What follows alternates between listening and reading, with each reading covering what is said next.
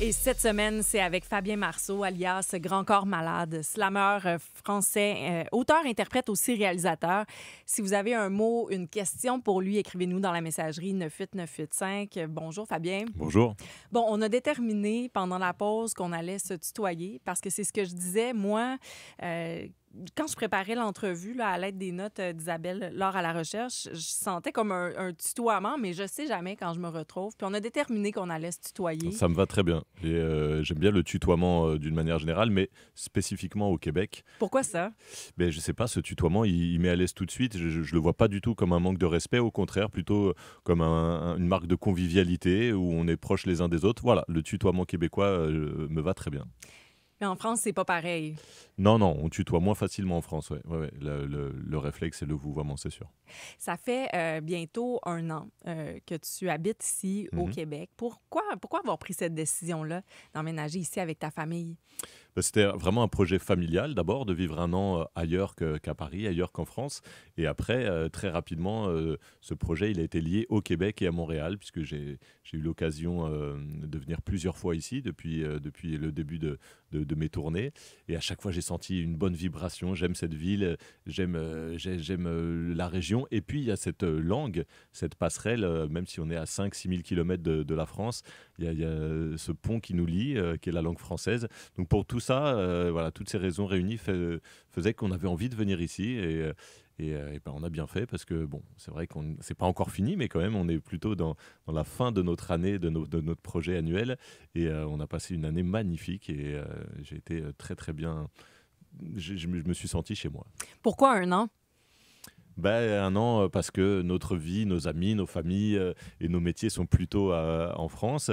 Mais c'est vrai que c'était tentant de prolonger l'aventure. Alors bon, Ah, vous y avez pensé? Ouais, Ah on ouais? y a pensé. On a même pas mal hésité. Alors là, on va rentrer en France cet été, mais bon, c'est pas dit qu'on ne revienne pas un de ces jours. Là, il y a quelques semaines, je suis allée dans une cabane à sucre. Mhm. OK? C'est l'activité québécoise par excellence. Je t'ai vue à cette même cabane à D'accord. sucre. J'ai pas voulu aller te déranger. Tu étais avec ta famille et tout ça. Je savais que tu t'en venais à l'émission. Est-ce que c'était ta première fois? C'était ma première cabane OK. à sucre. Et là, je me disais, je sais pas comment ils trouvent ça. Oui. Parce que l'endroit, il y a du monde, tu sais, partout. Cet endroit-là, en plus, on devait se lever pour aller chercher la nourriture. Comment t'as trouvé ton expérience? Moi, j'ai adoré. J'ai Ouais? adoré ça. Bah oui, le côté très, ouais, justement très convivial, à la bonne franquette. On se lève, on va chercher, et puis c'est à volonté. Et c'est bien parce que c'est très très bon. C'est très très bon. Donc oui, on a la chance d'avoir rencontré des gens ici qui nous ont amenés à ce lieu-là, parce que c'est pas forcément la cabane à sucre la plus commerciale. Non, On va c'est dire, voilà, familial. c'est très C'est la familial. sucrerie La c'est- Vigne. Exactement. Et du coup, bah ouais, non, moi j'ai adoré cette expérience. Ouais. Est-ce que tu t'attendais à ça? Non, franchement, je crois que je m'attendais à rien. Je savais pas du tout ce que c'était. Et en même temps, bah, ouais, on est allé là où se fabrique le sirop d'érable, etc. On a eu les petites explications. Et ouais, c'est une base, une chose qu'on connaît pas du tout, nous, en France. Donc, bah, voilà, l'avantage de vivre 1 an ici, c'est ça. C'est pas juste venir faire des concerts et 2-3 émissions de télé ou de radio, mais c'est vivre le Québec avec les Québécois et participer aux traditions. Oui, puis c'est pas non plus d'acheter la canne de sirop d'érable à l'aéroport avant de Ouais, repartir ouais, en c'est disant ça, là, voici. Là, c'est vraiment Là, sur on les est- lieux, on- c'est du typique. Il n'y a rien de plus québécois, je pense, Ouais, bien que la sûr. cabane à sucre.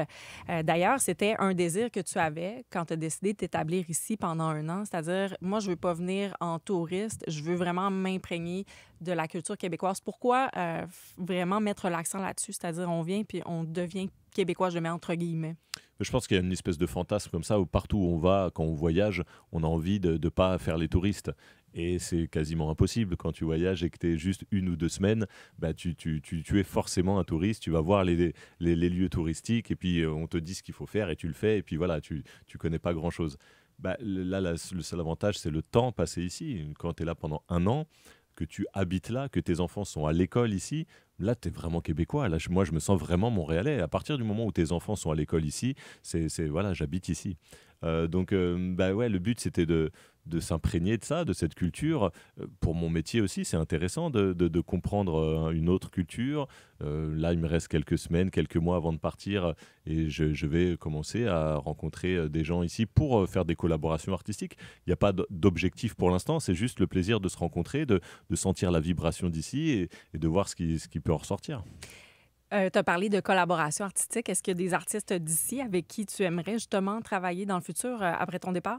Oui, je ne vais pas citer de nom parce qu'il n'y a Ben pas de. là! Non, il y a pas... non, mais surtout, il n'y a rien, il n'y a aucun scoop à Mais annoncer pour un l'instant. grand désir, exemple. Là. Non, j'ai pas de grand désir. Je me laisse un peu porter par les rencontres, le feeling. Il y a des rencontres qui marchent bien, d'autres qui marchent moins bien. Donc, non, je ne vais pas annoncer des. De toute façon, il n'y a pas. Hein, je suis pas en train de cacher un scoop. J'ai pas de Il n'y a scoop. pas de nom en tête Non, il n'y a pas, précisément. il y a Là. pas de nom. Mais en tout cas, voilà, il y a les Franco qui arrivent. Oui. C'est quand même un petit moment où ça crépite de création, de rencontres. Ça bouillonne et ça, c'est sympa. Mais au-delà de ça, oui, je suis allé dans des studios. Je suis allé rencontrer des compositeurs d'ici.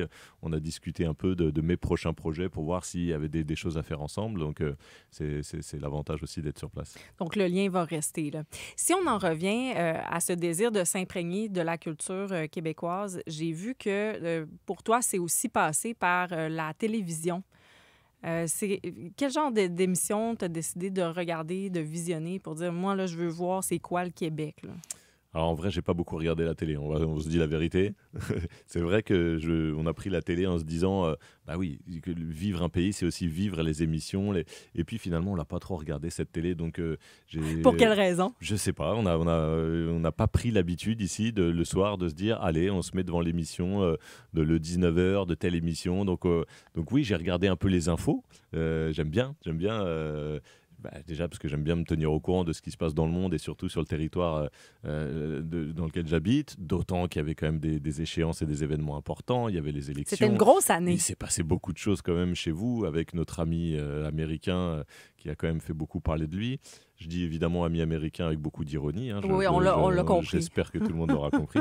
Donc oui, il s'est passé beaucoup de choses et c'est vrai que voilà, regarder les informations, regarder le débat. J'ai regardé le débat des chefs parce que je voulais savoir comment ça se passait la politique ici. Donc voilà, je me suis, pour moi, ça fait partie aussi. Tu t'es infligé ça? Je me suis pas infligé en entier. Mais en tout cas, non, c'est. Mais c'est comment? Curieuse d'avoir ton avis. Mais c'est bizarre, je ne saurais pas dire. Je trouve Ouais. ça très différent de chez nous. Mais après, je ne saurais pas dire pourquoi. Après, en plus, c'était le débat en français et on sentait quand même que nos amis chefs là n'étaient pas tous, c'était pas leur première langue. Donc forcément, c'est quand même assez impressionnant de faire un débat dans une langue qui n'est pas la tienne. Mais en tout cas, voilà, le but c'était de comprendre un peu ce qui est important ici, les décisions à prendre, pourquoi les gens vont aller voter un tel ou un tel. Voilà, j'avais envie d'un peu comprendre. Je ne vote pas ici, je ne suis pas canadien, mais j'avais envie de comprendre. Mais c'est vrai que c'est complètement différent hein, si on se transpose en France versus ici, parce que le premier élément que tu soulèves, c'est la langue. Quoique ça fait partie des discussions ici aussi, là, les difficultés à s'exprimer dans la langue en français. Mais ça, c'est quelque chose que vous ne voyez pas, vous, de votre côté en France. Je veux dire, vous avez des débats, c'est un super beau français, parfait. Est-ce que ça frappe de voir qu'ici... Est-ce que ça... te permet de comprendre un peu mieux la situation dans laquelle on se retrouve dans notre bassin anglophone. Je sais pas si tu comprends bien ce que je vois. J'avais senti à chaque fois que je venais ici que la langue française était un enjeu. J'avais entendu parler de comment s'appelle la loi 101. Oui. Voilà, j'avais entendu parler de tout ça et bon, je comprenais bien qu'on est dans un bassin très anglophone, que l'anglophone gagne du terrain et que si tu défends pas et si tu décides pas politiquement d'essayer de défendre un peu cette langue française, elle peut être amenée à disparaître. J'avais entendu ça. C'est vrai que là, je l'ai vécu de l'intérieur. Et du coup, je comprends ô combien vous avez envie de la défendre, cette langue, et pas parce que c'est la mienne, mais parce que voilà, je sens que ça fait partie de votre culture. La langue, le québécois, le français fait partie des fondements ici. Et je comprends mieux cette peur de la voir disparaître. Je comprends mieux l'enjeu qu'il y a aussi politique. Ça devient un fardeau aussi pour nous, un fardeau, une forme de distraction aussi. Tu sais, je me mets dans la position, on est en France et tout ça, on parle en français, quoi qu'on aime beaucoup les expressions en anglais aussi, mais je pense pas qu'il se passerait la même chose. Mais je me disais, ce serait quoi une vie si on n'avait pas à penser à ça? Ouais, vous avez grandi avec cet enjeu-là, avec cette question-là. Donc forcément, si vous n'aviez pas à penser à ça... on pourrait penser à plein d'autres choses plus longtemps. Vous vous ennuieriez un petit peu. Peut-être. J'avoue que c'est quand même divertissant. Après un an, la plus belle qualité du Québec, à ton avis, Grand Corps Malade? Fabien Marceau. C'est difficile à dire. Je dirais la douceur. Oh, Il y a une vraie douceur de vivre, même à Montréal, qui est une grande ville avec beaucoup de gens, avec des travaux, avec du monde, avec du trafic. Voilà, je sais que c'est des questions aussi ici, mais tout ça, beaucoup moins qu'à Paris. Moins de trafic, moins de monde, moins de bruit, moins de densité, moins de tension. Donc même à Montréal, qui est une grande ville, je sens une douceur. Alors évidemment, en plus, quand on sort un peu de Montréal et qu'on roule en voiture une demi-heure, on se retrouve tout de suite dans les Laurentides et dans des décors incroyables. Mais en tout cas, j'ai senti cette douceur. Voilà, c'est le mot qui me vient. Je ne sais pas trop comment l'exprimer autrement. Les gens sont très accueillants, sont très souriants. Il y a ce premier abord qui est très sympathique. C'est pas une légende. Ça existe vraiment ici. Et c'est quand même très différent de la France et notamment de Paris, parce qu'on ne peut pas généraliser la France et les Français. Mais en tout cas, à Paris, il y a une espèce d'urgence. Tout le monde court dans le métro, tout le monde marche vite. On s'engueule à chaque feu rouge, à chaque lumière, comme vous dites ici, parce que non, tu m'as pas laissé passer. Et oui, c'est plus agressif quand même, on ne peut pas le cacher. Il y a plus de tension à Paris. Et donc, j'ai apprécié ça. Mon fils, je me souviens, au bout de 2-3 semaines ici, il m'a dit, papa, j'ai l'impression que les gens, ils sont tous bienveillants ici.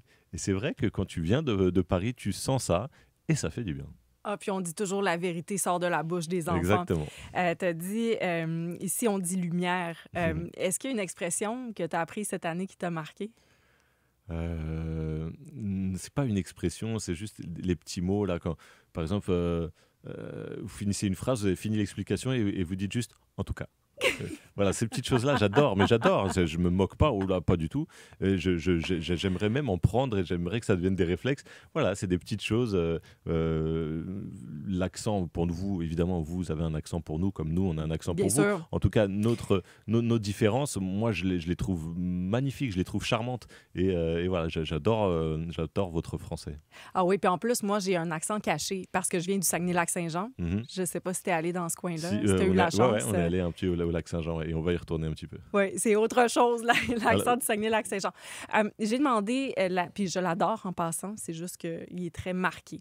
La plus belle qualité, quand on demande la plus belle qualité, l'inverse, c'est le plus grand défaut du Québec découvert. Après avoir vécu ici, c'est permis, tu as le droit de le dire sans qu'on te juge. c'est dur, j'aurais dû préparer toujours dur. Est-ce que justement cette bienveillance, ces sourires et tout, il y a des fois où tu te demandes ce qui se passe derrière. Est-ce que c'est pas juste une façade? Et il y a quelque chose que j'ai remarqué aussi chez les Québécois, ils n'ouvrent pas leurs portes facilement. Tu rentres pas facilement chez les Québécois. Nous, en France, et notamment parce que j'ai grandi dans des villes très cosmopolites, et notamment avec beaucoup de gens du Sud, il y a des gens de l'Afrique du Nord, etc. On ouvre la porte facilement. C'est-à-dire que tu es très facilement invité chez les gens et tu peux pas en ressortir tant que tu n'as pas beaucoup mangé. Et voilà, il y a cet accueil-là. Et les Québécois sont très charmants, très gentils, très souriants. Mais en même temps, des fois, tu as l'impression qu'il est plus difficile de briser la glace et de vraiment... rentrer dans plus d'intimité, de rentrer chez les gens, au sens propre comme au sens Je figuré. comprends. Et du coup, il y a ce truc-là où tu te dis, mais alors, est-ce que c'est juste de la façade? Est-ce qu'ils sont vraiment gentils?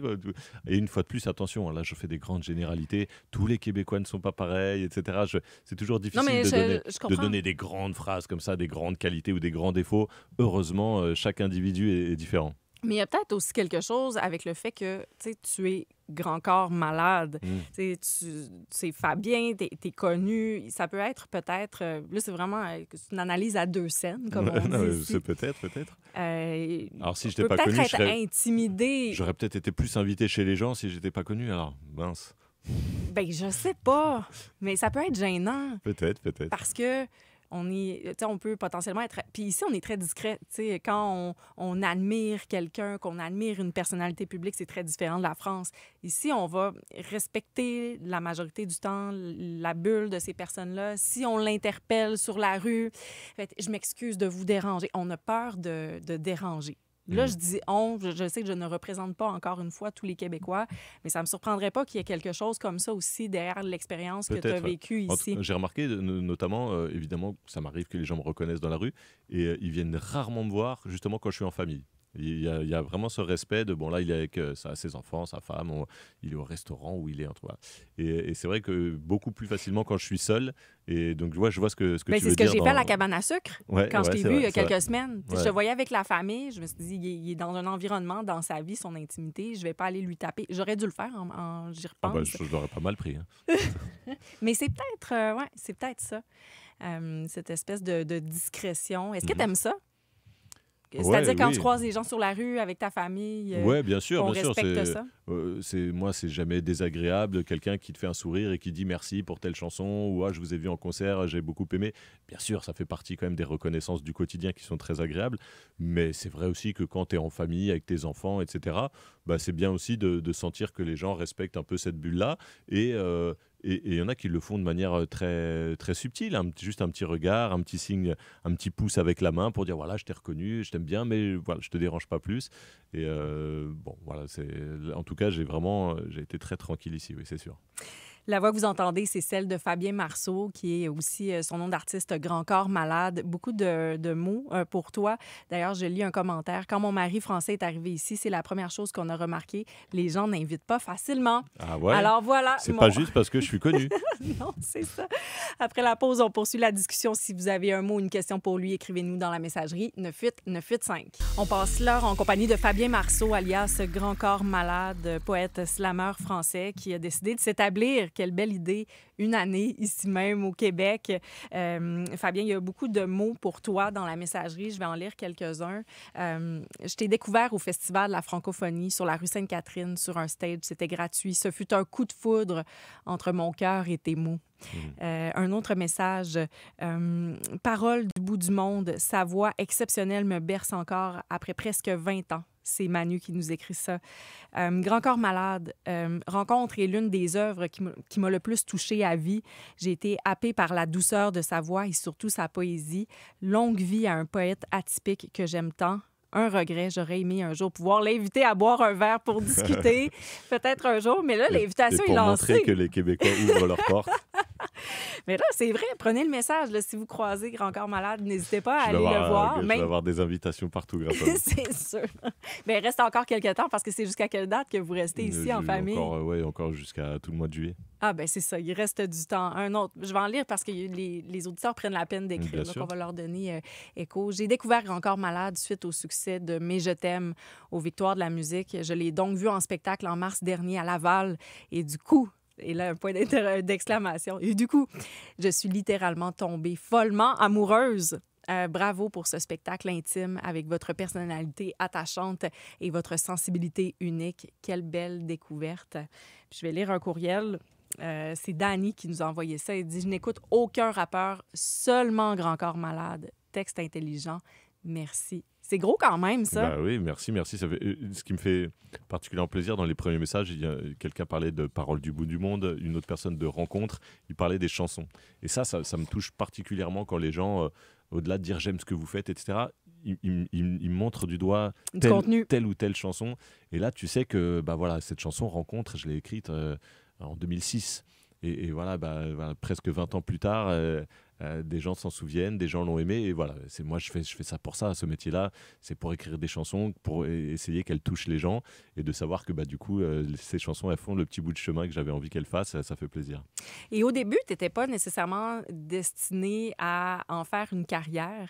Il y a toute une histoire, puis je veux qu'on en parle parce que c'est pas tout le monde qui est au courant de ton histoire. Si tu veux bien en parler. Bien sûr. Quand je disais autour de moi à certaines personnes, je reçois Grand Corps Malade, Fabien Marceau, Grand Corps Malade, ils font pas le lien avec le fait qu'il y a une histoire qui est reliée à ton nom d'artiste.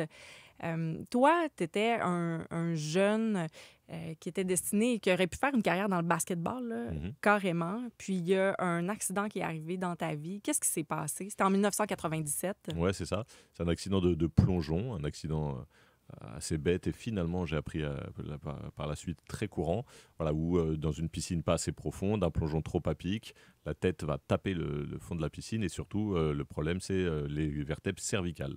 Je me suis cassé une cervicale, les vertèbres c'est des choses pas très solides et quand elles se cassent, elles vont taper dans la moelle épinière et là du coup j'étais paralysé. Donc voilà, c'est un accident qui m'a paralysé pendant plusieurs mois. Au départ, le diagnostic était très pessimiste. On donnait pas cher à ce que je me remette debout. Et voilà, finalement, j'ai eu la chance de regagner un minimum de motricité, au moins pour me remettre debout et retrouver de l'autonomie.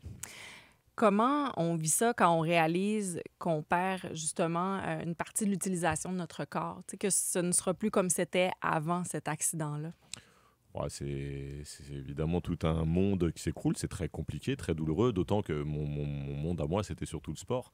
Quand tu te retrouves handicapé et que ta passion, c'est les mathématiques, à la limite, tu peux encore vivre de ta passion.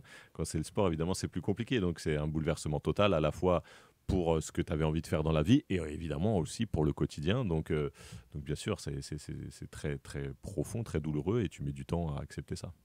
Comment tu envisageais l'avenir quand tu as eu cet accident-là par la suite, puis que ta vie a été changée? Ouais, j'ai pris les choses, les événements petit à petit. Hein. Dans ce moment-là, il vaut mieux pas trop regarder trop loin et regarder l'avenir parce que ça pourrait être inquiétant. Donc voilà, tu prends les éléments jour après jour, les petites victoires les unes après les autres, de rebouger telle partie du corps, d'arriver à se remettre debout, d'être à nouveau autonome. C'est le principal projet, hein? C'est ça. Le principal projet, c'est l'autonomie. C'est ça, je comprends. Quand tu te retrouves lourdement handicapé, moi, des 4 membres, hein, j'étais paralysé des jambes et des bras, et que du coup, évidemment, tu n'es autonome pour rien du tout. Tu peux pas t'habiller, tu peux pas manger, tu peux pas faire tes besoins, tu peux pas te laver. Ça, tu découvres la dépendance des autres, en plus à 20 ans, hein, qui est un âge où tu as envie d'être un peu fort et autonome. Donc oui, ça, le plus dur, c'est ça. Et donc, les premières victoires, c'est retrouver l'autonomie pour les gestes de tous les jours, et puis pour aller prendre ta voiture et aller te balader où tu veux. Et puis voilà, donc ça, c'est ce combat-là, au moins, il a été gagné. Oui, comment tu as réussi justement à retrouver ton autonomie alors que les pronostics n'étaient pas très positifs? Voilà, un savant mélange de chance, de science, de corps humain, de nature et de volonté. Voilà, on ne saura jamais qu'est-ce qui a marché pour moi quand d'autres n'ont pas eu cette chance de se remettre debout. Donc voilà, ça, je ne peux pas l'expliquer. Puis, de là, l'idée de te donner comme nom d'artiste Grand Corps Malade. C'est un lien direct avec... c'est parce que tu es très grand, il faut le dire. Ça. Puis, il y a cette expérience-là. Aujourd'hui, ça ressemble à quoi, ta motricité? Aujourd'hui, comme les gens me voient dans la rue, je marche pas très facilement. Je marche avec une béquille et je ne peux pas marcher 3 km comme les gens normaux, valides. Mais voilà, comme je disais, je suis debout. Je peux faire mes concerts debout, face au public et je suis autonome. Donc, c'est ça le plus important. Est-ce qu'on ose te poser des questions par rapport à ça quand on te voit? Non, pas beaucoup. Après, les gens... qui commencent à me connaître ou quand on commence à apprendre à se connaître et à discuter ensemble, ils voient que j'ai pas de soucis à parler de ça et j'en parle facilement, ça fait partie de mon histoire et comme tu dis, je l'ai affiché comme un nom d'artiste. Au départ, c'est d'ailleurs un peu une boutade, hein, c'était pour déconner, parce que j'avais vu que les slammers avaient tous des noms plus bizarres les uns que les autres.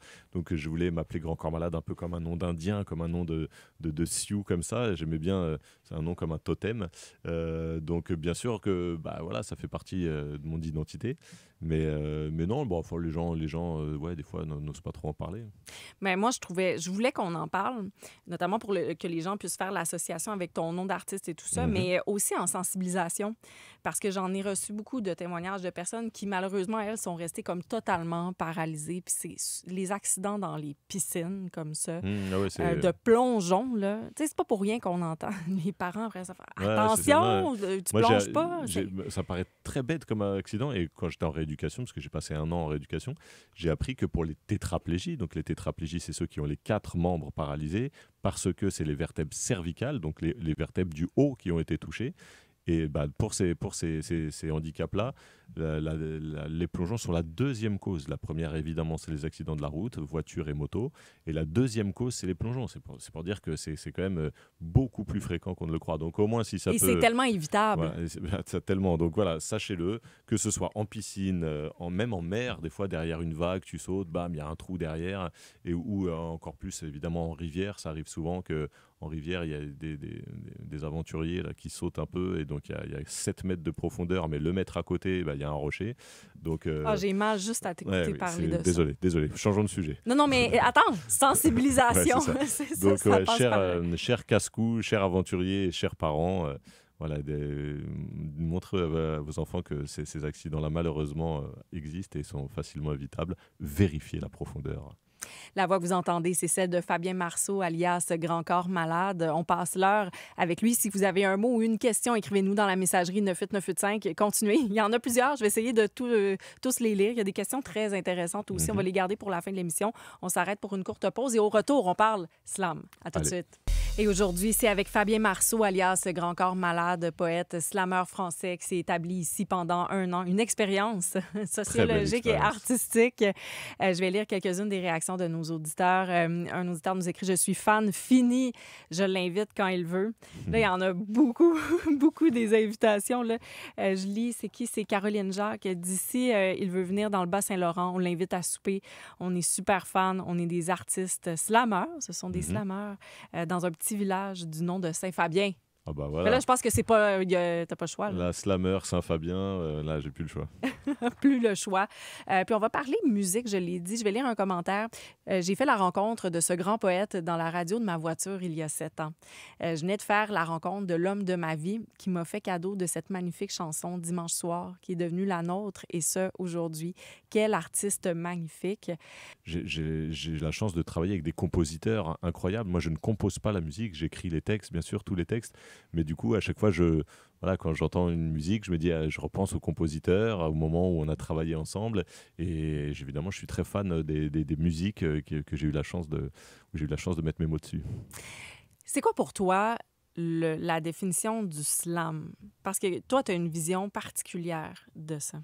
Non, le slam, moi, j'ai la vision de ce qu'est ce mouvement à la base, c'est-à-dire c'est un moment de rencontre. Les soirées slam, c'est des moments de rencontre entre des amoureux des mots qui viennent dire un texte. Le grand principe du slam, c'est la scène ouverte, le micro ouvert à tous. Tout le monde peut participer. Le seul grand principe du slam, à la base, c'est que c'est l'a cappella.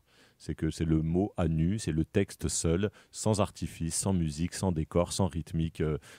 Et bon, voilà. Là, je pense que tous les slammeurs partagent cette définition. C'est notre définition du slam. Après, moi, ce que j'ai toujours expliqué, c'est que je suis un slammer. Je viens de là. J'ai fait des soirées slam, des centaines et des centaines. Mais après, j'ai eu un projet musical. J'ai mis de la musique sur mes textes. J'ai eu un projet de disque, un projet commercial, de mettre mon slam en chanson. C'est devenu des chansons. Moi, tout ce qu'on vient d'entendre, là, pour moi, c'est plus des chansons que du slam. Parce que c'est un texte qui est sur de la musique, qui est sur un album. Donc moi, j'ai aucun problème à dire que je suis chanteur, que je fais des chansons. Le slam, c'est dans le cadre des soirées slam, a cappella, là où la scène est ouverte à tout le monde. Tu vois un peu la différence? Qu'est-ce que tu préfères entre les deux? Bah aujourd'hui, j'aurais du mal à me passer de la musique. J'aime tellement la musique et j'ai eu la chance de bosser avec des compositeurs incroyables. Après, justement, le slam, a cappella, la scène ouverte, a toujours un charme fou. C'est-à-dire que ça m'arrive moins souvent, évidemment, avec l'emploi du temps, la famille, les enfants, les tournées. Mais quand de temps en temps, je retourne dans une soirée slam, et c'est pas complètement impossible que d'ici la fin de l'année à Montréal, je participe à 1 ou 2 soirées comme ça. Bah ça veut dire que ça va se produire? Ouais, sûrement. Et là, évidemment, il y a un charme fou de se dire à nouveau, on entend des gens très différents les uns des autres qui prennent la parole, qui nous donnent un petit bout de leur vie, un petit bout de leur inspiration. Et voilà, tout ce mélange de mots, ces partages de textes, c'est encore quelque chose que j'aime beaucoup. Qu'est-ce que tu aimes justement de ça, du slam en particulier, de te retrouver sur scène, en partage? Qu'est-ce que ça vient chercher chez toi? Ben, c'est la magie du spectacle vivant. C'est-à-dire que j'ai fait des tournées, mes plus grosses tournées, c'était peut-être 130 concerts, où grosso modo, à quelques exceptions près, 130 fois, tu fais le même spectacle. Et moi, quand j'ai commencé cette carrière, je me suis dit, mais putain, au bout de 30, 40, 50 dates, je vais m'ennuyer un peu, quoi. Ben, pas du tout, c'est la magie du spectacle vivant, ce moment où tu es en échange avec un public, où tu vois le public réagir, où tu vois, alors je vois pas dans les grandes salles, je vois pas les derniers rangs, hein, mais je vois toujours les regards, les sourires de ceux qui sont dans les 10 premiers rangs, et ça me nourrit énormément. Et quand je regarde le public dans les yeux et que je livre mes histoires, ben, je me surprends encore parfois à avoir l'impression de faire ce texte pour la première fois, parce que je vois dans le regard quelqu'un qui découvre, ou alors quelqu'un qui chante les paroles en même temps que moi. Donc là, je sais que c'est pas le même partage, c'est quelqu'un qui connaît, et ça me touche tout autant. Est-ce que ça a un effet chez les gens qui viennent te voir? Est-ce que tu as l'impression que il se passe quelque chose? Puis on doit t'en parler, j'imagine? Bah oui, mais ça, c'est difficile à dire. Mais bien sûr, je sens que les gens sont réceptifs. je sens que ça touche les gens. Je vois des larmes, je vois des rires. Mes spectacles sont assez drôles, enfin j'ai la faiblesse de le penser. Entre les chansons, je parle beaucoup au public, je raconte 2-3 anecdotes et ça rigole beaucoup. Et c'est le but, quoi. Si tu arrives à faire rire les gens et en même temps à les émouvoir avec 1 ou 2 chansons qui va toucher quelque chose de profond chez eux, bon voilà, si tu arrives à toucher toutes ces différentes émotions, bah, c'est que la soirée est bien partie, quoi. Est-ce que tu vois une différence dans le public français versus celui que tu explores ici depuis plus intensément 1 an? C'est toujours difficile de généraliser des publics. Il n'y a pas un public français et un public québécois. Ça dépend des régions, ça dépend des salles. La proximité dans une petite salle ou dans une salle plus grande, ça change évidemment le rapport au public. Mais je dirais que d'une manière générale, je sens le public québécois un petit peu plus réactif. Ah, OK. Et ça, j'aime bien. C'est-à-dire que j'entends des fois des réactions à une phrase au milieu d'un texte, où ça peut applaudir sur une phrase alors que la chanson n'est pas finie, ou voilà. Et puis je peux entendre des gens qui hurlent quelque chose à la fin de la chanson. Bon, ça arrive aussi en France, mais je sens quand même un public assez vivant ici. Et sur scène, évidemment, c'est hyper agréable d'entendre cette interaction. Qu'est-ce qu'on hurle pendant? Bah, c'est difficile. C'est beau, vas-y! Ouais, des fois, c'est des belles déclarations aussi d'amour, ou des bravo Fabien, ou des merci Fabien, tu vois, où des gens n'hésitent pas à hurler, à prendre la parole. Et puis des fois, je vous dis, c'est juste ou des sifflets ou des applaudissements, alors que au milieu de la chanson pour réagir ou telle phrase, et j'aime bien. Je lis un commentaire. Grand Corps Malade, il a tellement l'air zen et wow, sa voix, il est super. Il devrait faire de la radio en plus. Est-ce que tu as déjà pensé On m'a à déjà dit ça, exploiter ton instrument ailleurs? Non, j'ai déjà fait 1 ou 2 émissions comme ça, ou de cartes blanches, où je me suis amusé à faire un peu l'animateur radio, mais c'était vraiment sur des moments précis. Non, pour l'instant, j'ai surtout envie de faire de la scène et des disques et de la musique. Mais c'est vrai que la radio est un média particulièrement agréable, déjà parce qu'on a le temps, beaucoup plus Et de proximité. beaucoup plus qu'en télé. Et puis oui, on rentre chez les gens différemment. Ouais, je pense qu'il y a une intimité qui se crée avec ce média radio.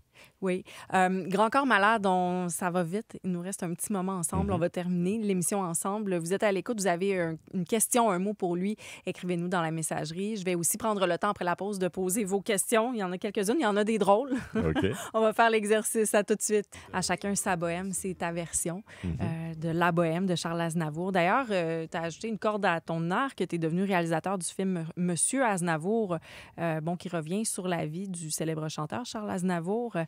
Ça a été comment, cette expérience-là? Ouais, c'était une sacrée expérience. J'avais déjà co-réalisé avec mon pote 2 films, mais qui étaient des plus petits films. Là, la vie de Charles Aznavour, c'est un monument, c'est un film d'époque, du coup, puisqu'on s'intéresse notamment à la jeunesse, beaucoup à la jeunesse de Charles Aznavour.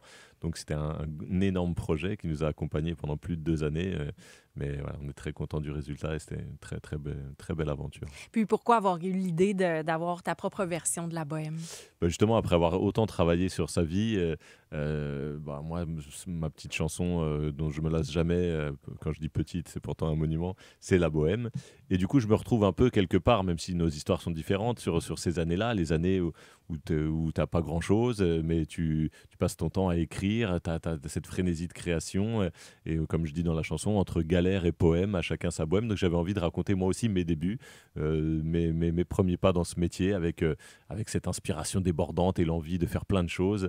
Donc voilà, j'avais envie de raconter ma bohème à moi, avec en plus le luxe d'avoir la permission d'entendre la voix du grand Charles Aznavour dans le refrain.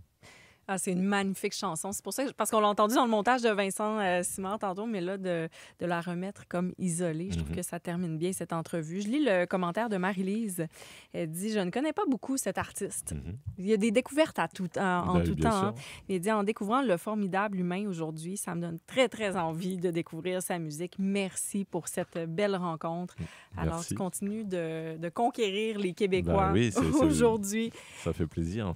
Bon, il y a quelques personnes qui avaient des questions pour toi. Je vais commencer. Ça, c'est une question qu'on doit te poser vraiment souvent.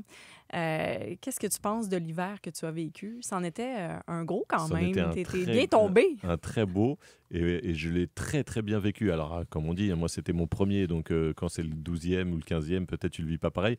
Moi, c'était l'émerveillement un peu permanent. La ville, évidemment, sous ce manteau de neige. Et là, le manteau était épais cette année. C'était très agréable, très beau. Et oui, le mois d'avril est un peu long. Quand là, tout le monde m'en avait parlé, mais j'ai vérifié.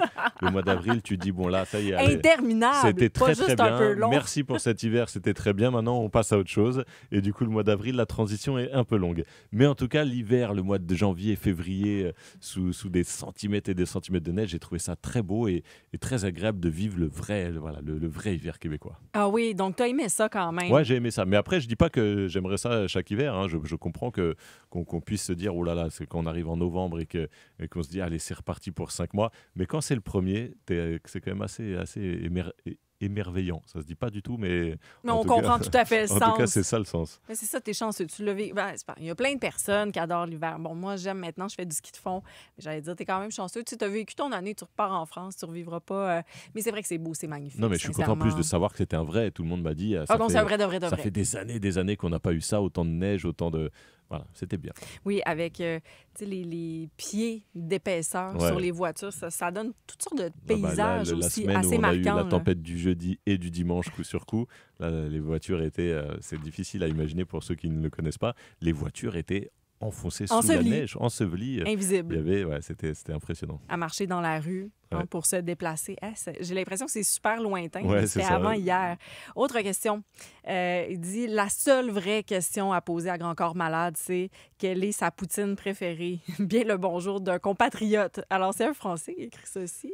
Eh ben, je suis pas fan absolu de la poutine. J'en ai mangé, évidemment. Moi, la poutine la plus classique, j'ai vu qu'il y avait toutes sortes de poutines.